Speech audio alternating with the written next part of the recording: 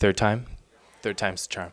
Okay, good evening, everyone, and welcome to Science on Film. My name is Keith Benny, and I'm the Senior Coordinator of Adult Learning here at TIFF Bell Lightbox.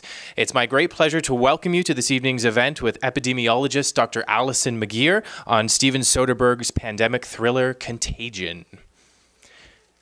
TIFF would like to thank our lead sponsor, Bell, major sponsors RBC, L'Oreal Paris, Visa, and Audi, as well as our major public supporters, the Government of Canada, the Government of Ontario, and the City of Toronto. We'd also like to thank our Science on Film programming partner, the Ontario Science Centre, as well as our media partner, the Toronto Star, for supporting the series. We'd also like to recognize and thank some of our community partners who have so generously agreed to help us get the word out about the series. So we'd like to acknowledge the Royal Canadian Institute for the Advancement of Science, as well as Science Rendezvous. A few reminders about the event tonight. There's no photo and video recording allowed at any point during the event, the conversation. During the Q&A, there will be an opportunity for you to ask questions of our guest and our hosts. We ask that you please wait for the microphone to reach you before asking your question, as we're recording the event tonight. If you'd like to tweet during the conversation portion of the evening, feel free to do so with the hashtag ScienceOnFilm, but please make sure you put your phones away during the film screening. This year, we've partnered with the Ontario Science Centre on the series, and we'd like to extend a big thank you for the extra incentives that they've brought this year. A number of you examined the bacteria on your hands as you made your way into the cinema. To provide a brief overview of the aims and objectives of this evening's interactions, please join me in welcoming Odette Jones.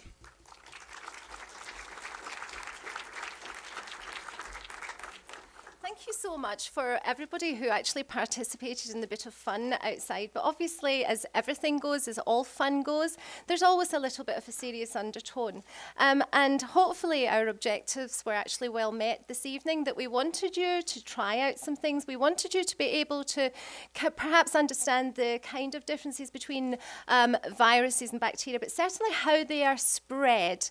And I think if you think to the glow gel activity that you all participated in, and even if you didn't actually have the pleasure of being contaminated by the glow gel, which is totally harmless, as I said, perhaps if you just look down at your hands, you may see some glitter on your hands as well, because that was in the marble draw. So as you're watching the movie this evening, please think back, enjoy the movie, think about the things and the objects that you've touched on your way to the theatre and inside, and just think always about hand washing.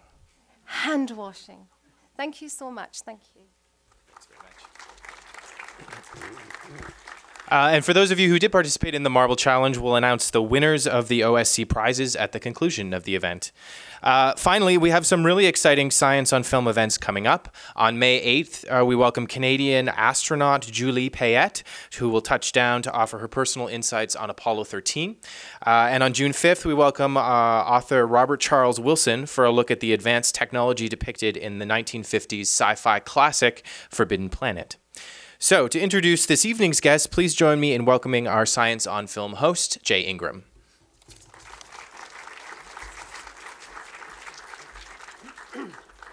Hi, everybody.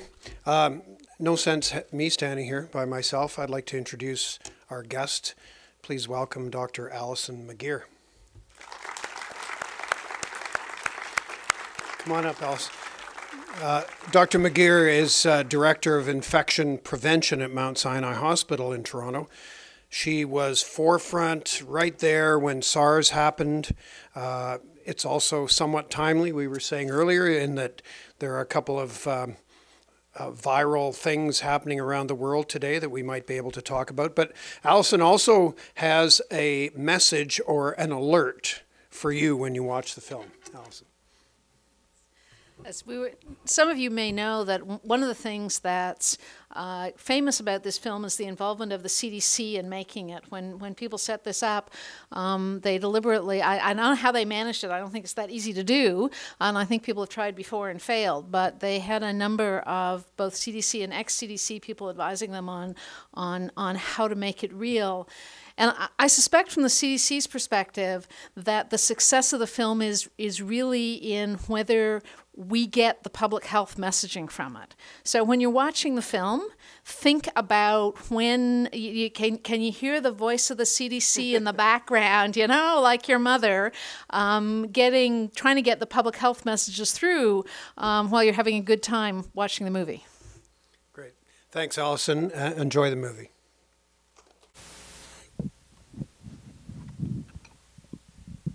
Whoa.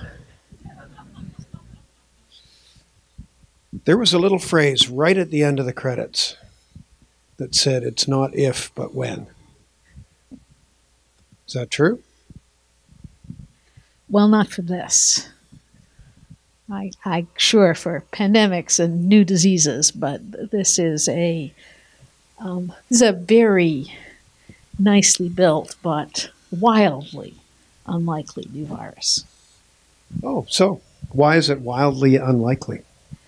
Well, I mean, part of what's wildly unlikely is you have to be watching really carefully. Now, one of the great things about this movie is that they get you past a bunch of the improbable stuff without noticing it, and even when you notice things that can't be true, it moves on so fast that you're willing to let them go. So, you know, just what is the incubation period of this virus? Because most of the time it looks like it's about, well, I don't know, 20 hours. But there's a couple of people out at 8 days, and you only see 5 of them. It's got some very odd characteristics if you start to get really picky about it. But what's unlikely about this virus is, incredibly short incubation period. Death in 36 hours. This is like bacterial meningitis, right? In terms of, and again, you get a little picky about it because there are a few people who are sick for quite a long time, but most people appeared to get sick and die within, I don't know, 6 or 8 hours most of the time. It was pretty quick. It was pretty quick. And so, and that degree of severity, there are, we've never met a disease that common that has a mortality rate of 20%. Very few diseases that have mortality rates of 20%, period. What was the mortality rate of SARS? A little less than 10%. So that's one critical difference, that because this is obviously, it would remind Torontonians, and I'm sure you, of SARS, in at least maybe at the very beginning. Yes, I think that. Well, this was, of course, as painted, this was much quicker than SARS. In fact, because and it's painted as you can see the similarity to SARS in terms of single event in Hong Kong spread to a bunch of different places around the world, and that's probably modeled on knowing that happened during SARS. But of course, what apparently didn't happen here, but happened in SARS, was that there was already a substantial local outbreak of SARS before it went global, and so that's another improbability that you would start a pandemic of anything in a place that immediately becomes global. And generally speaking, you're going to Mexico and the pandemic influenza is a good example. You would expect to have at least weeks of an evolving local pandemic before you saw it go global. So that's also none of this is impossible.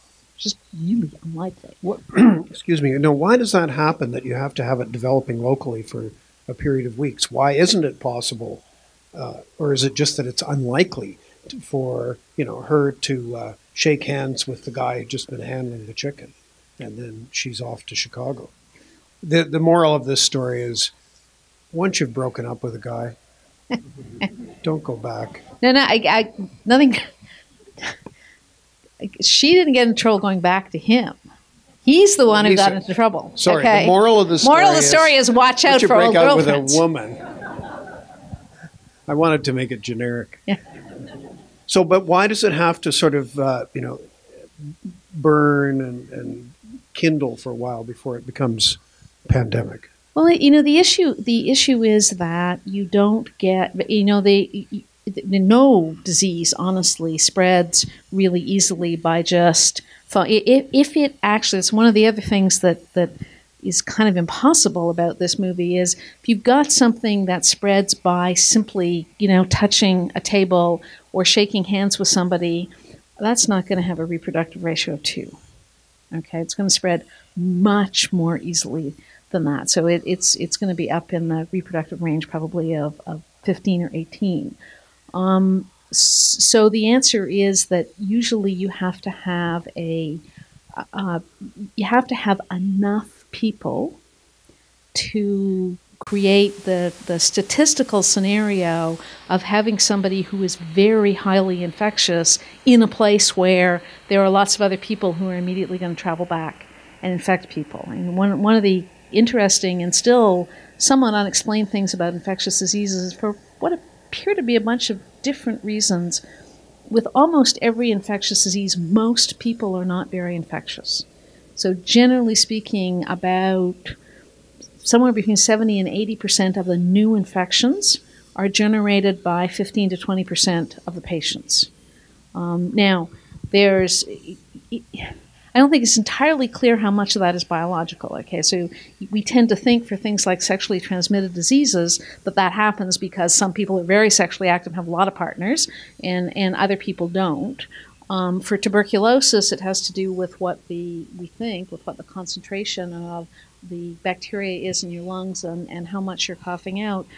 But it's a fairly consistent scenario with different diseases. So in order to get that scenario of a person infecting a group of other people who are going to travel around the world, you have to have a highly infectious person in, a hotel room, an airport, and they have to be in, generally speaking, a non-ventilated area somewhere where there's enough close contact, because most diseases are not that transmissible. You know the standard line, right? You know who the most dangerous people in your life are.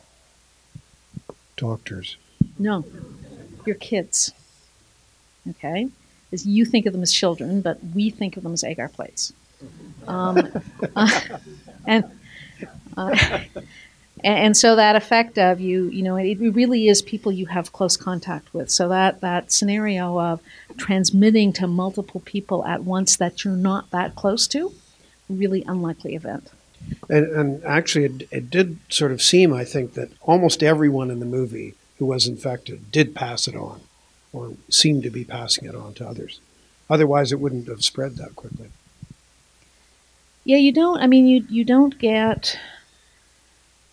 It's really hard. If you're an epidemiologist and you're looking at this and you want to be building maps, it's actually really hard to do from the movie. And I think part of that is deliberate, right? So that you're focused on the storyline as opposed to focus on trying to figure out what's actually happening. But they had a reproductive ratio of 2 at the beginning, so that's 2 new infections for every person. And what happened wasn't out of line with that.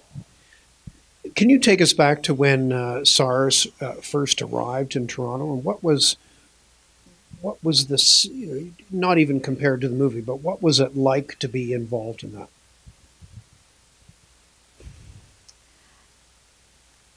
It's a mixture. It was very, very scary, but it was so busy that there wasn't actually time to be scared, and there was an element of, I think, for people who were academics, there's also an element of sort of extraordinary interest about it, because this is watching a new disease and watching people around the world. I think one of the things that doesn't come through in this movie really well, actually, is how it's the fact you have to have heroes and heroines, I think, and the rest of people have to kind of be dolts, okay?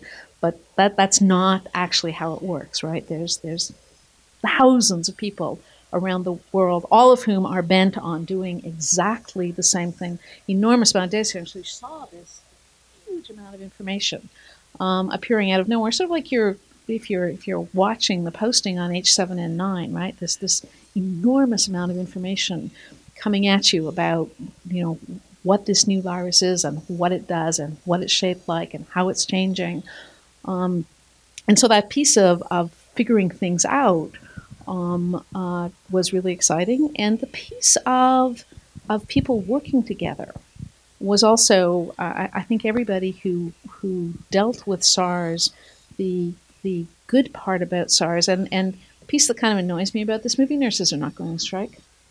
Okay, there was an occasional person in SARS who was too afraid to do things, and there were some rules in some organizations that got in the way occasionally. But there was essentially never a circumstance where healthcare providers didn't stand up and go beyond what needed to be done. And so that was an amazing piece of the experience, to be surrounded by people who were working, 18 and 20-hour days, all bent on the same thing, all working to protect people, and that you didn't, everywhere you turned, there was somebody else doing something useful that had to be done now, cheerfully and with dedication. You said it was scary. SARS was scary at the beginning. I mean, if you'd been here at that moment and I'd said, are you really worried about how this is going to turn out? Would you have said yes? Yeah, absolutely. I first, realistically, 3 weeks, maybe even 6, it wasn't clear that we were going to be able to contain it. Now, had we known at the time what was going on in China, because China had effectively contained it in their hospitals by the time it got to any hospitals in the West, we would have all felt much better about it. But we didn't find that out until later, and so for the first 2 or 3 weeks, we had no idea how it was transmitted. We did not know who was infectious. We didn't know what it was for the first week, maybe 10 days. I mean, now you have a new virus in a sequence in 24 hours. Okay, then it was, I don't know, it might have been 10 days before people had it described, and so there was a piece of time when there was no way of knowing what it was going to look like, and there were the number of people who died early on looked disproportionately high, at least in Toronto. So a really small number of patients, but all of them severely ill, and so you didn't have it looked, in fact, as if the mortality rate might be around 30 or 40% at the beginning. Was there a single piece of data or a revelation like that the Chinese had contained it, something like that seemed to turn the tide, gave you and your colleagues more confidence? I don't think there was one. Bit of a blur, honestly. I don't think there was one period of time when people said, now we know this is going to be okay. It was an accumulation of gradually, getting towards the okay. And I think people's minds were changed. Different people's minds were changed at different times somewhere along that continuum. Just when you could be reasonably confident that things were going to be okay. Now, you mentioned H7N9. Can you tell us what the story is with that so far? Well, I can tell you what I know from reading the posts, which is probably what everyone else knows. So this is what we know now is a bird influenza virus. Okay, so as opposed to a pig influenza virus or something from some other mammalian species.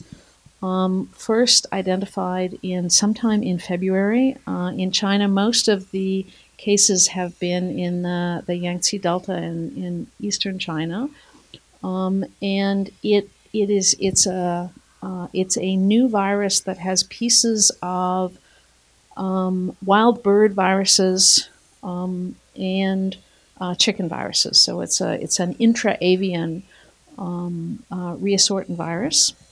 It doesn't seem to make chickens sick. So now there are influenza viruses that do that. So influenza viruses in chickens are divided into what are called high pathogenic and low pathogenic, which are what they sound. The high pathogenic ones kill chickens and the low pathogenic ones don't very much. And this is on the very low end of low pathogenic, as far as one can tell. The chickens really don't get sick, which is a very significant problem because you can't identify sick chickens and keep them away from people. So we're told that all of the cases are from people with exposure to chickens. Okay, and that in North America that sounds a bit odd, but in this part of China where there are a lot of wild bird markets and people go out and buy their chickens in markets with live birds frequently, it's much more plausible and much more likely. And it's that if that scenario is in fact fairly similar to what happened to a virus that's been around for a couple of years in North America. It's called H3N2 small v, and that's a pig virus that infects humans, but there's been very little human-to-human transmission. So it was a big, big in what terms? Big in variant virus terms. Outbreak last year in the United States, 300 odd cases with exposure to pigs. Okay, so you can be glad, if you don't like influenza, that we don't have state fairs in Canada very much. Okay, but they have a lot of state fairs in the United States, and they have people. It's a business showing your pigs at state fairs, and that was most of the associated cases, and that was not a human virus. Caused quite a lot of infections in humans, quite a lot of concern, but didn't go anywhere. And the working assumption now is that this H7N9 virus is the same kind of thing. It's in poultry. It may be a really substantial problem in China if it becomes endemic in chickens, and it's relatively easy to catch. Again, okay, 33 cases in China, that's a really small number, right? So part of this depends on whether the 33 cases are all the cases or whether the 33 cases are just the tip of what people have identified. But you can imagine that if you can't identify ill chickens, then managing to prevent spread from chickens to humans requires a big cultural shift that is going to be very difficult in most of Southeast Asia. But in Canada, not going to be a problem for us because we don't have that kind of contact with chickens, and we probably don't move enough birds and chickens back and forth to effectively move this virus into North America. You think about H5N1, been in Southeast Asia and many parts of the rest of the world for many years, and still not in North America. So hopefully that's all it is. So H7N9, the current poultry one in China, there's been no human-to-human transmission? Well, that's so far, and that's what we know. This is, I think, there are two pieces that concern people about this. The first is that it's really hard to measure person-to-person transmission.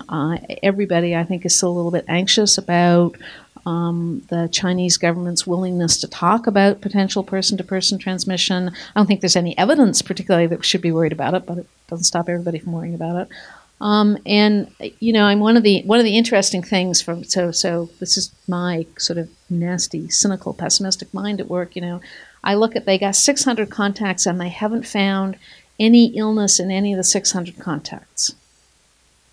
Well, let me tell you that the rate of acute respiratory illness in an average population is something like 1.5% a week. So if somebody's been following 600 contacts for 2 weeks and nobody's sick, that's a problem. Okay, they ought to be sick. Some of them have to be sick. Okay, now maybe that's just they're tested and they're all tested negative. It's a little hard to tell. But so far, and with the H3N2 variant strain, there was actually a little bit of transmission. There were a couple of family clusters where there was transmission. It still didn't go anywhere. So even a little bit of transmission is not doesn't necessarily mean that anything bad is going to happen.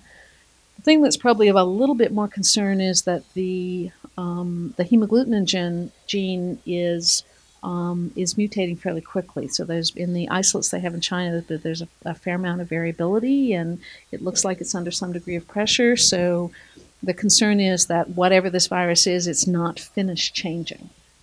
And that might be good, okay, because it might decide to make chickens sick, or it might decide not to make humans sick anymore. but it carries the risk, if you're going to worry about these things, that it might also mutate into something that is transmissible in humans. So, if, as you suspect, it might be partly that the Chinese are not, they're a little bit reluctant to admit human-to-human transmission. In the case of SARS, the fact that you found out about the effective containment later than you would have liked to, was that also a case of China not communicating well? I don't actually think so. You know, I think the issue with knowing what happened in the hospitals in Guangzhou was that the people in those, it didn't occur to people in those hospitals that the kind of export we saw in SARS was going to happen. You know, when you get into an outbreak in your local area, you spend your time focused on fixing the outbreak in your local area. You do not start inventing disaster scenarios in which, you know, one of your doctors goes to Kowloon and you know, 10 days later it's around the world. And so I really think what happened was people just, the people who were dealing with it didn't think, and the rest of us might not have either, that of those consequences. They didn't see that statistically improbable event might happen, and we might get into trouble. There was, you know, it's a little hard to judge. Even, you know, some of it's maybe about trusting what countries will say and the kind of pressures that countries are under. Some of it's just about mobilizing the data. You know, we're asking the Chinese government to accumulate and transmit an enormous amount of information in a very short period of time. We only had 3 weeks. And people were very critical, for instance, that Canada didn't release data either. And a big piece of that was just not being able to get the data to the right people fast enough. So it's not all stuff that's being deliberately hidden. Some of it's just about not getting it to people. And one of the things about the movie from that aspect, that if you watch, you know, you actually think that people work alone in labs in this kind of setting.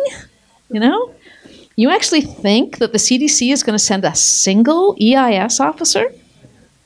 You think that the guys at the Minnesota Department of Public Health don't know what they're doing? That's another thing I kind of feel bad about in this movie. Beyond the nurses going on strike, the Minnesota State Department of Health is the most amazing place. Okay, they have a whole bunch of brilliant people. They've done groundbreaking work on all sorts of things for the last 40 years.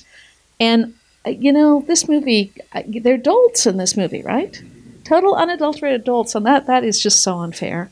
I really feel badly for them. Maybe they knew when they accepted it, I don't know, but I figure the guys in the Minnesota Department of Health are really unhappy. Just one more thing before we turn it to audience questions, because there's another virus, a coronavirus in the Middle East. So maybe I can make this, you know, the dreaded two-part question that you're not supposed to do. But do you monitor, so we've talked about H7N9 in China, and now there's a coronavirus. Do you monitor all of these closely for their potential risk? Yeah, I lots of people do. Yes, and so there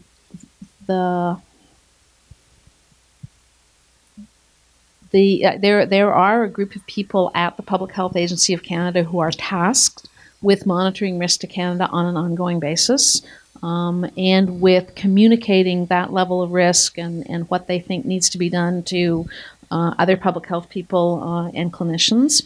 And there's a lot of ongoing discussion, truthfully now in every level of the system. So, and much better communication than we had before SARS, with people trying to make sure that information gets out and people know what's going on and they can respond to it appropriately. But I think if you're the director of an emergency department, if you work in an infection prevention program in a hospital, if you work in the communicable disease section of a public health unit, a piece of your job is watching what's going on and reading the posts in various places and trying to be sure that if you that you are conscious of it and being precautionary about it and you are responding to it appropriately. We might get to Never mind. I won't ask you again about the coronavirus. We'll come to the audience now for questions. There's a person on each side of the room with a microphone, and we really respectfully ask you to raise your hand if you want to ask a question. Somebody will bring the microphone to you just so that everybody can hear what is being asked as well as the answer. Yeah, so we have somebody right over here. Yeah. I was going to ask about the issue of how important the origin of the virus is. So in this movie, for example, the big climax is when they find out that it was this Chinese chef and the piglet, and a lot of the movies about the security footage and so on. And there's a related movie called Outbreak, starring Dustin Hoffman, that you might know, and the big climax is when he finds the monkey in the forest that they think, started the disease. And there's almost this feeling that, especially in Outbreak, that once they find this monkey, now they're all smiles because now everything's been solved. So presumably that's an exaggeration. Now, from a political or social context, I could see why you want to know where the origin is. From a scientific context, how important is it to be able to trace back to the origin as opposed to just deal with the disease once you have it? Well, I think it depends on the short-term versus the long-term view. Okay, so in terms of managing the SARS outbreak and eradicating the human SARS coronavirus, figuring out where it came from was fundamentally irrelevant. Okay, but in terms of understanding the risk that it's going to happen again, or that some variant is going to happen again, understanding what you can set up for prevention for the future, figuring out what future risks look like, that piece is clearly really important. So, and that's one of those pieces that's true of a lot of basic science, is you don't know how important it's going to be, right? You put it together, and sometimes it's a critical piece of understanding other things about the worlds of viruses, and sometimes it's just one little chunk in the brick wall about building knowledge about how diseases evolve and how you can build in preventive strategies in society. But yeah, you're right. It's not the most exciting thing in the world. Yes. Hi, I wonder if you can put in context for us the 1918 pandemic. How does it compare to SARS, and how would it have compared to this imaginary pathogen in the movie? 1918 is close as we get to the imaginary pathogen in the movie. The comparison is, and part of honestly what's hard to assess about any of the sort of overarching what happened to society piece of the story is the pandemic influenza virus had a case fatality rate, so that's deaths in people who got sick, of 1%. Okay. This virus, the rate was not 1%, but 30%. 30%, despite the fact that Steven Soderbergh has tried to imagine it here, the truth of the matter is that a virus like this virus, or like influenza, so a virus like influenza where you cannot control spread, where you have 6 months before you can get a vaccine, a 30% case fatality rate is actually unimaginable. Okay, I don't think. I looked at that. There's a picture of the National Guard handing out food supplies. And I'm looking at it thinking, okay, so this is a suburb of Chicago. How many people do you think they actually have in the National Guard that they can afford to be sending out, 40 or 50 of them? There were a lot of them, right? For crowd control into every suburb in every town, delivering food supplies. So I don't think anybody's got a really good sense of what this kind of thing with a 30% case fatality rate would look like, because 1% was 1% was really awful. And now, the good news is, right, that the 1918 pandemic, that would have been recognizable probably, 1,500 years ago. Right? It would have been an event like the Black Death, and so it's we can be, I think, reasonably confident that it hasn't happened before in measurable human history, and that makes it unlikely to happen again. Maybe not impossible, but we're unlikely to have another influenza pandemic that has that degree of severity.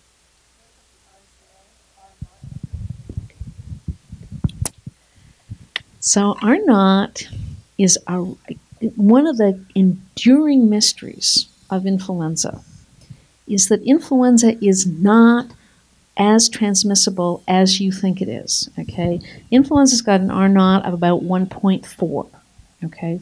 A lot of people arguing about whether it's 1.3 or 1.4.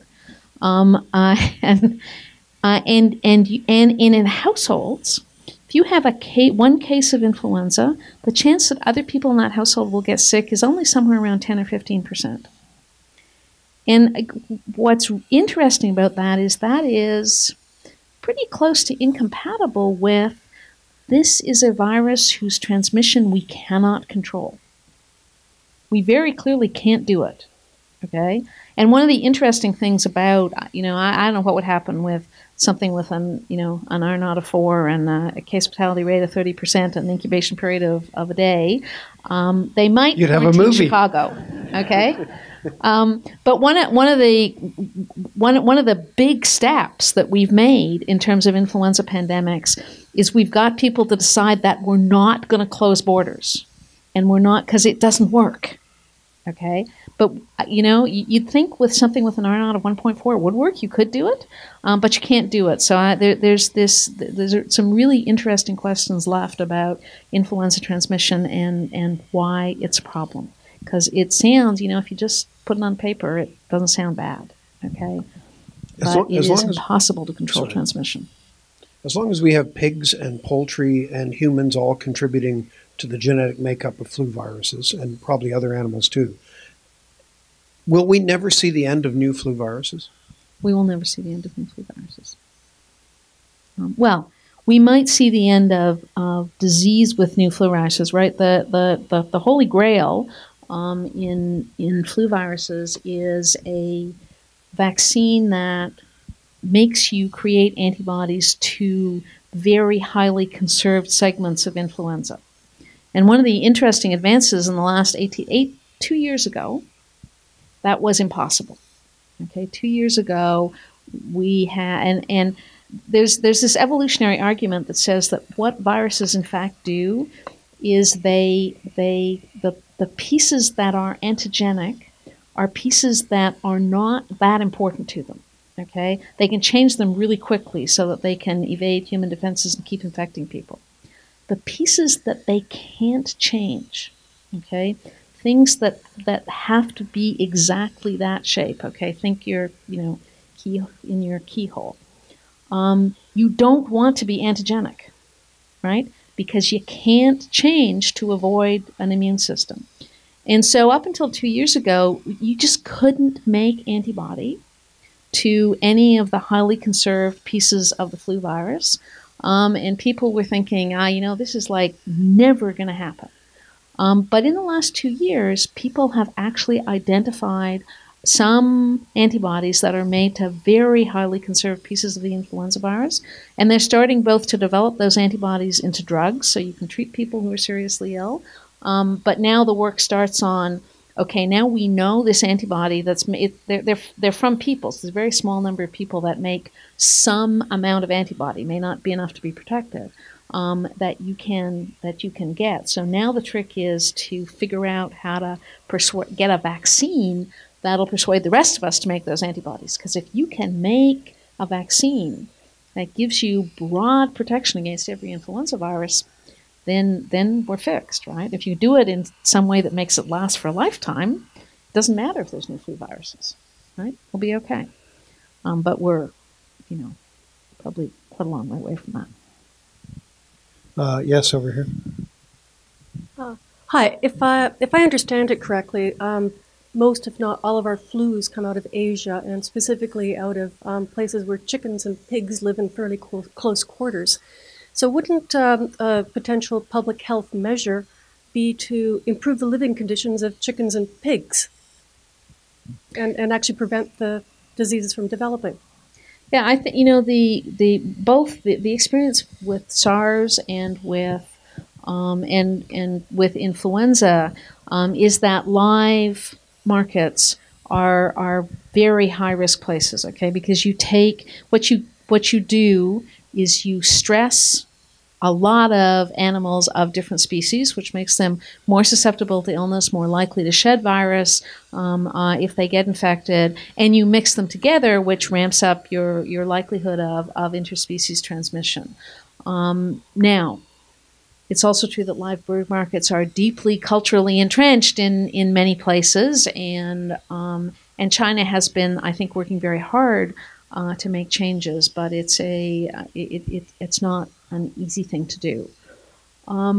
It's also true in North America that intensive chicken farming and pig farming. Also, if you're a chicken farmer, influenza is actually a very serious disease, okay, because poultry influenza, called fowl plague, okay, can have devastating consequences for chicken farms. So yeah, there's a whole series of issues about how we, both at a local and industrial level, raise chickens and pigs so that we don't foster disease in those animals and we don't foster interspecies spread. We're just beginning to get data that helps with that, okay, and allows you to get the evidence and understand how to make changes that'll make things better. And we're just beginning to develop what people call the One Health concept, which is not, we don't talk about human health now. The One Health is, let's look at the health of all animals together, because the further we move forward, the more we understand about the importance of transmission of disease from one species to another.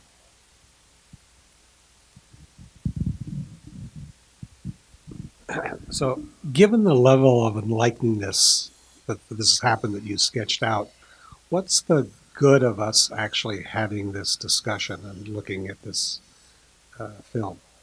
Does it actually allow us to understand the issue in a better fashion, or does it simply create a kind of, I don't know, psychological fear factor? I think you're way out of my area of expertise in that, okay? I have no idea. It's a good movie. But I doubt if it was made with anything much other than entertainment in mind. But you mentioned the CDC messages at the beginning. Well, I think there is a certain degree of hitting you over the head with wash your hands, stay home when you're sick, and I think I think it is close enough to reality that there are some. The One Health messages about animals and humans, there are a bunch of things in it where you could look at it and say, yeah, if people are learn something from it, maybe it does help people think about it. On the other hand, quarantining Chicago is the kind of thing that just people have just spent 10 years persuading people that quarantining doesn't work in this kind of situation, and you wouldn't want people to take home that message. So I don't know, Jay. I think it's entertainment. What do you think? It's entertainment. I think most movies with science in them are entertainment. I was happy that this was the reverse of Argo. Rather than letting the Americans do everything with us and then not give us any credit, we didn't give them any body bags. And of course, there was no mention actually as to whether the disease was even in Canada. We just assume, it's that gray mass to the. Well, no. And one of the things that was wrong actually is, those maps they drew where they showed you red marks. There's a really good research group at St. Michael's Hospital that's been doing mapping of spread of influenza, spread of diseases with airplanes that matched a lot of useful data in understanding the spread of H9N1, and that's not how it looks. Okay. It doesn't really matter for the purposes of the film, but it's, I kind of wanted to say to them, I should have called Dr. Dar at St. Mike's, because he would have made you realistic maps of this stuff. Well, maybe the point is realism isn't all that crucial all the time. Yes, at the back, there's, sorry. Oh, me? Hi. Yeah. Why doesn't quarantining work? Because you just mentioned that earlier, and it sounded kind of interesting. Okay, so there are circumstances in which quarantine does work. In which what we sort of think of as shoe leather control works, identifying people who are sick, isolating them, quarantining their contacts, right? So isolation is a technical term for separating somebody who's sick from other people, and quarantine is the technical term for separating somebody who is exposed but not yet sick from other people to prevent transmission. So in order for that to be effective, first of all, you have to be able to accurately identify people who have the disease. With an acute respiratory illness, that's really difficult. There's a lot of acute respiratory illness around. Okay, so that's problem one. You have to be able to, the incubation period has to be short enough so that you can find the contacts and separate the contacts from other people before they actually get sick and spread it. Okay. Incubation, so influenza fails on that front because the average incubation period of influenza is a little less than 48 hours. Okay, and it turns out in the SARS outbreak, it took on average about 5 days to track down contacts and warn them and get them into quarantine. And we had a case of what turned out to be seasonal influenza, but where people worried about H5N1, and you recognize that it took 6 days from the time that this patient got sick until the diagnosis was made. 6 days is 3 incubation periods. Her family was sick. So 6 days later, we were quite literally talking about 4 different plane loads of people in 3 countries. 2 churches, a bunch of stores, 5 physician offices, 4 schools. And you got 36 hours to identify all the contacts. Just can't be done. Okay, so the basic problem with influenza is that it has too short an incubation period to deal with it. There's some other diseases where it doesn't work because people transmit before they know they're sick. So HIV is an obvious example, right? You get infected with HIV, can transmit HIV when you're feeling perfectly well before you know you're sick. So you can't effectively track down contacts and separate them because they transmit before they're sick. It fails there. So in fact, there are very few diseases where SARS is pretty much the only disease, in fact, where isolation and quarantine worked. And that was a function of its long incubation period and the fact that people didn't transmit it to other people until they were really sick. So you could effectively make sure that they were that they were kept away from other people when they got really sick. But for most diseases, quarantine's not that effective. Hi. For the past few years, there's been a huge hand washing campaign and gallons of Purell and people wiping down not only their hands, but shopping carts and doorknobs and plain tables. Do we see an actual statistical result from that? Are illnesses, not diseases like this, but are illnesses actually going down in number? I don't think we have the capacity to measure that.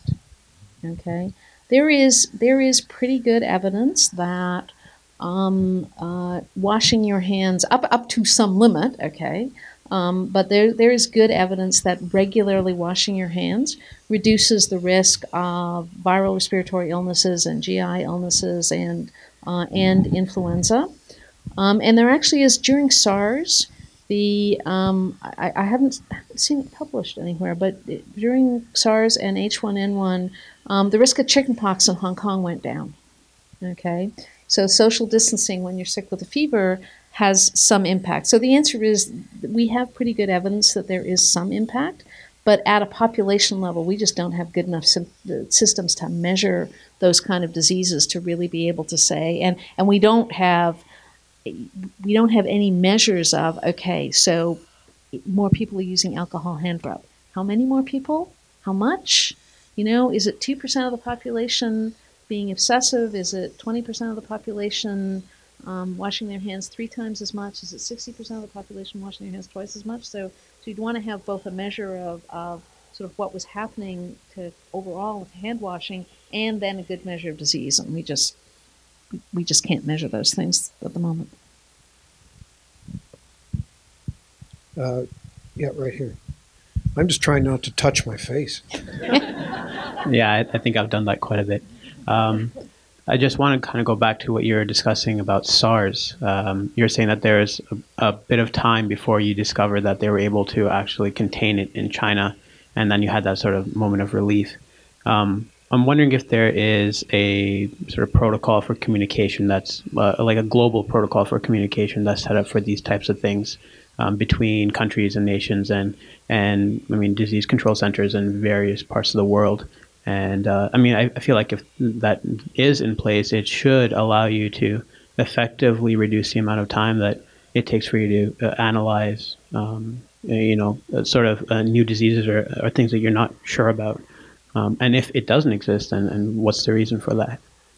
No, it occurs. It occurs very effectively. The answer is yes. There are, and one of the things that happened after SARS was that people rewrote the international health regulations specifically to try to remove barriers to communication between countries and improve that level of communication.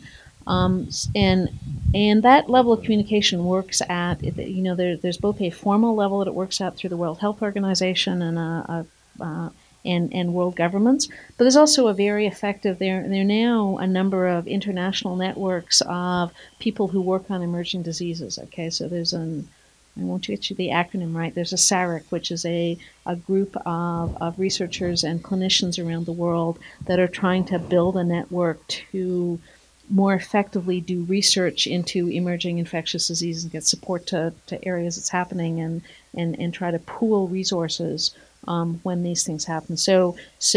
And post SARS, you know, SARS was the first time that people recognized that diseases could go global very quickly, and so there's been much more recognition of the need to talk about what's happening and to share what's happening. There's a service called ProMed that was started. How old is ProMed, Jen? Started maybe 4 or 5 years before SARS. That is just an ongoing blog post of stuff that's happening all around the world in plant diseases and animal diseases and human diseases, and that has open posting. And generally speaking, people all around the world use that. Both, you know, clinicians and local public health people and governments to share information. Now, having said that, okay, you know, one of the bad things, very few bad things about living in Canada. One of the bad things about living in Canada from that perspective is we have a provincial. It's our provinces that are in charge of health, okay, and it's our local public health departments that are in charge of public health. So we have 3 layers of government. Our local governments who are really responsible for public health, our provincial governments who are responsible for health, and our federal government, you know, who you probably think is in charge of protecting Canadians, but they're responsible. No, we don't think that anymore, actually. Their responsibility is limited to quarantine at airports. Okay, so one of the interesting challenges we have in Canada is the defined federal government responsibility in this area is about communication of information from the provinces, the World Health Organization, and back, and managing quarantine at airports. And so creating coordinated federal responses to stuff is much more difficult in Canada than it is in many other countries. It's not that people don't want to do it, but it remains a challenge for us. I think we have time for one more question, and I think we have a person with a microphone. Yes. Okay. There's a quick question. What was the Arnaud of SARS? What was the which, sorry? The Arnaud of SARS. The Arnaud or SARS. I can't remember. It's somewhere a little under 2, I think. One of the problems is Arnaud is particularly for SARS. Arnaud is a kind of a flexible concept, okay? Because SARS is very different from almost every other infectious disease, okay? Pretty much only SARS and smallpox are diseases where you're not very infectious. When you're probably not infectious at all before you get sick. You're not very infectious in the first few days, and it's only when you get really sick that you become infectious. So diseases where you're most infectious, when you're not that sick, which is almost everything else, an R0 has meaning and is useful. Diseases like SARS, it's like we're not finding out what the R0 is, thank you very much, because, all of those people are in hospital and in special circumstances. So it makes it really hard to do a reliable calculation of what it would be if we didn't have hospitals and isolation precautions in hospitals and we weren't working at controlling it. Well, thank you very much, everybody. Please give Allison McGeer a big hand. I guess everybody learned what an R0 was, so maybe there was something educational in the movie. And we have winners from the Science Center events earlier on, and we have 4 winners. Wow. So, Naveed Khan. Guess who that is? Peter Cho. Auntie Charalambos. Did I do an okay job? Thanks. And Lisa Wilkins. All right. 4 winners. Keith, who's sitting right here in the front row, see him. He's got the goods. Thanks very much for coming. Thanks a lot. It was a great evening.